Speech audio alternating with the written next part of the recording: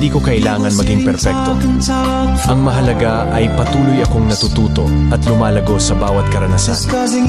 Sa bawat pagkatalo, natututo akong bumangon at magsimula muli, mas matatag kaysa dati.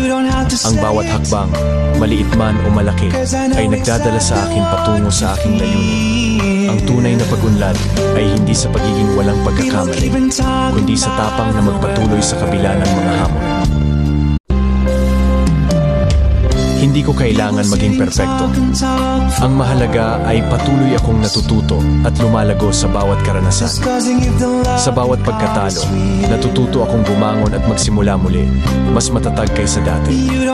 Ang bawat hakbang, maliit man o malaki, ay nagdadala sa akin patungo sa aking layunin. Ang tunay na pag-unlad ay hindi sa pagiging walang pagkakamali, kundi sa tapang na magpatuloy sa kabila ng mga hamon.